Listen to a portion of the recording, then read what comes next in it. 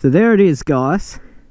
My Gen 1 SV650.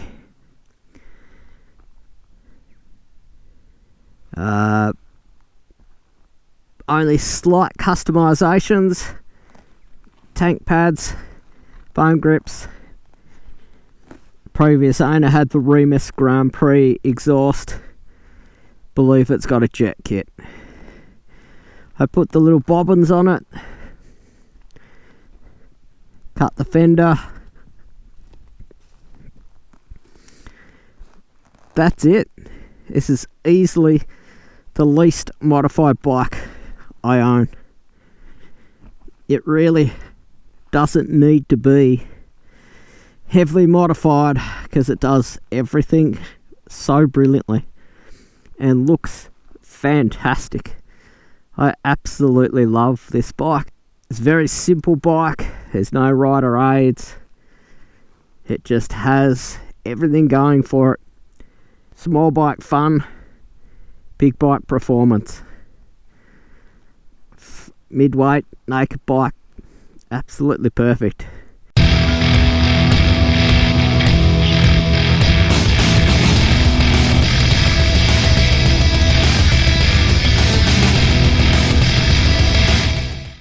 G'day guys, my name's Alright Taz, and today I want to introduce you to my 2002 Gen 1 Suzuki SV650. I've picked this bike up in the last couple of months. I paid 2,000 Australian dollars for it. It had under 30,000 kilometers on it. Only needed a couple of minor tweaks, bit of servicing.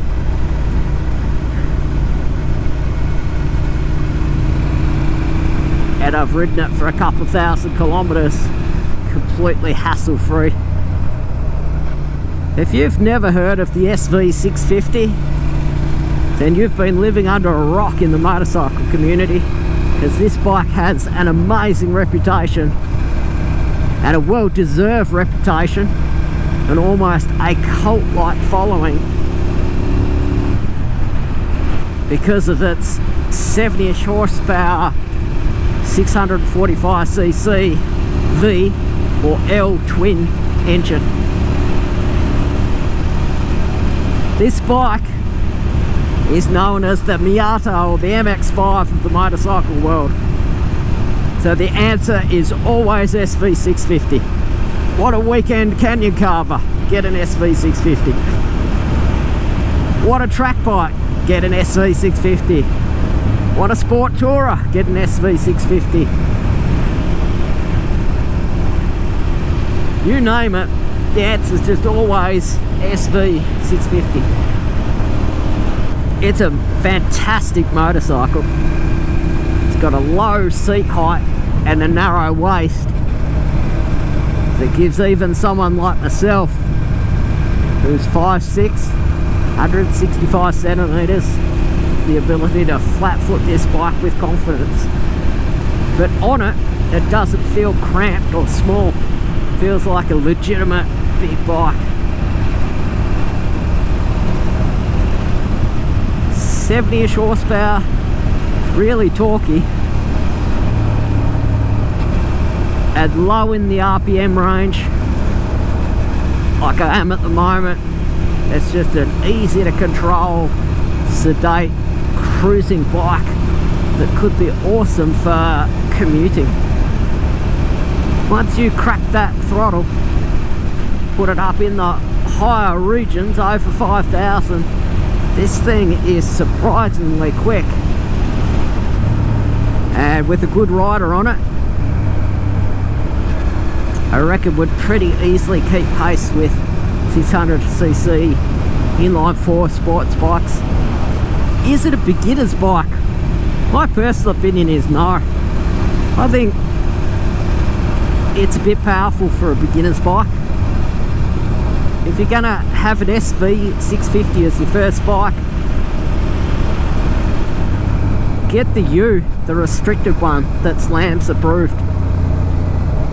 it's about 50 horsepower, which doesn't sound like a lot, but these bikes are only about 186 kilo. I think it'd just tame it down a little bit and make it a bit more rideable if it's your first bike. My personal opinion is that it makes a great second bike, step up from a Lambs approved, or like me, just a fantastic all-rounder. Something easy and reliable, but capable of being ridden in a spirited manner.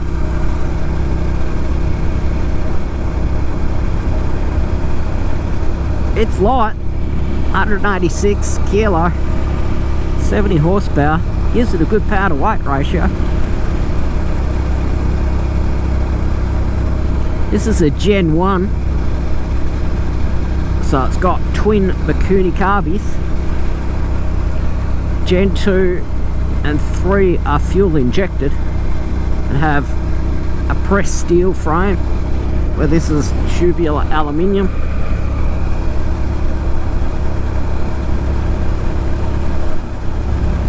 It's got a short wheelbase,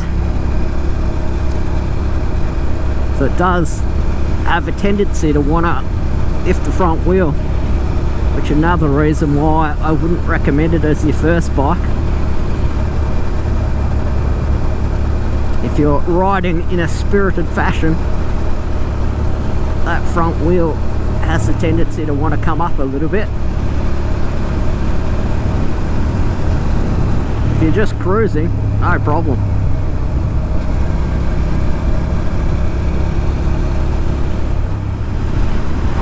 A couple of things that SV650s get criticised for,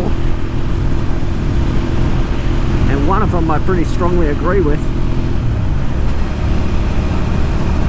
is that the throttle tube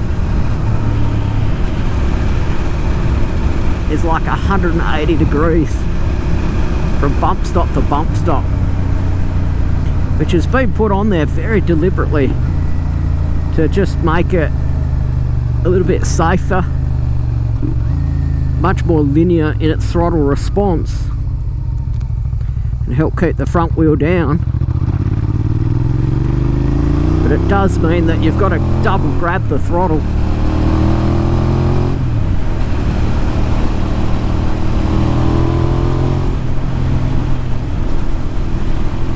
to get it to sit on wide open throttle.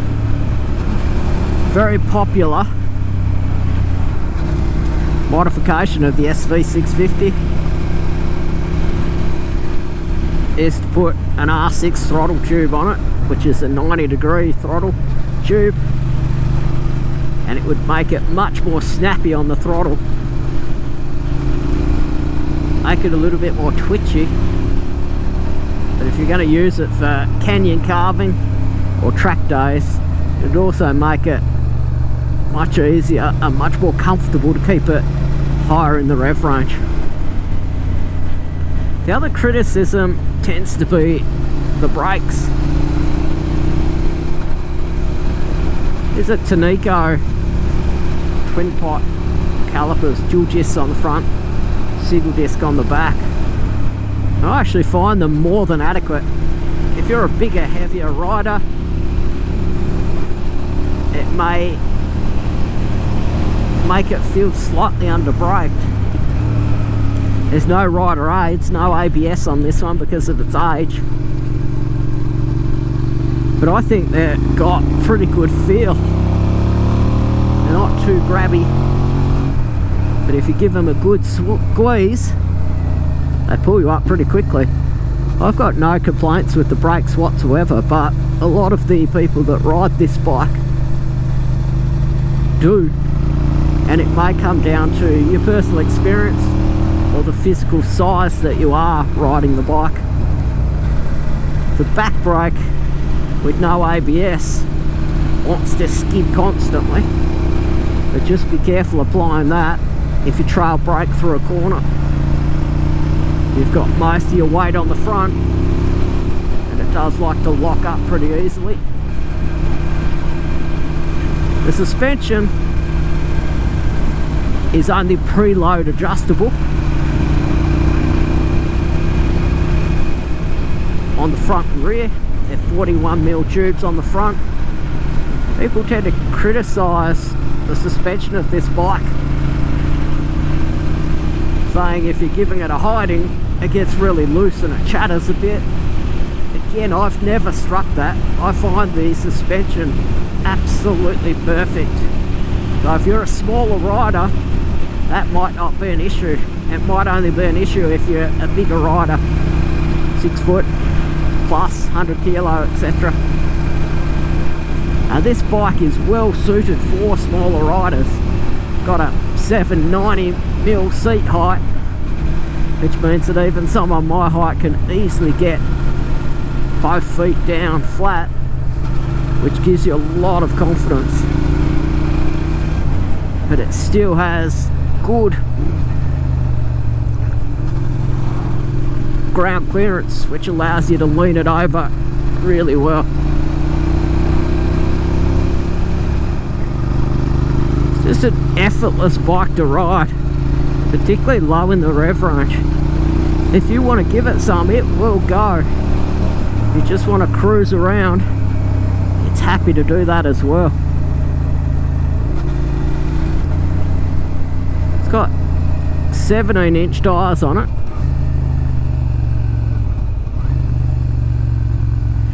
which gives you a real good selection of modern rubber. Something like the Honda Hornet has 16-inch wheels, which gives you a lot less selection, and what is out there is much more expensive than the 17-inch tyres.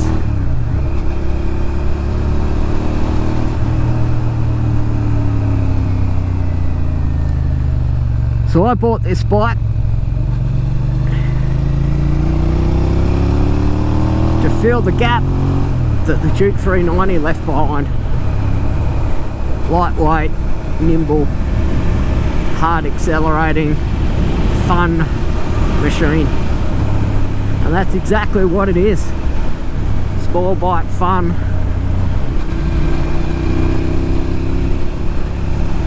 But with good acceleration, big bike power. It's the absolute hoot. And everyone should have an SV650 in their garage at some point of their riding career.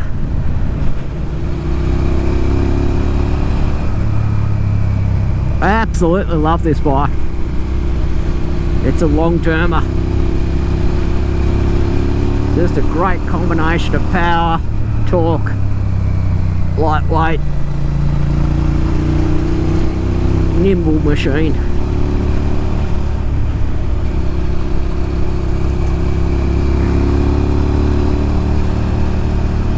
And it's also got a great sound, being a V-twin. So if you've never ridden an SV650, do yourself a favour, guys, get out there and take one for a test ride. Doesn't seem to matter whether it's a Gen 1, 2 or 3, they're all pretty bloody awesome bikes. Guys, till I see you next time, my name's Alright Taz. Till then, I'm out.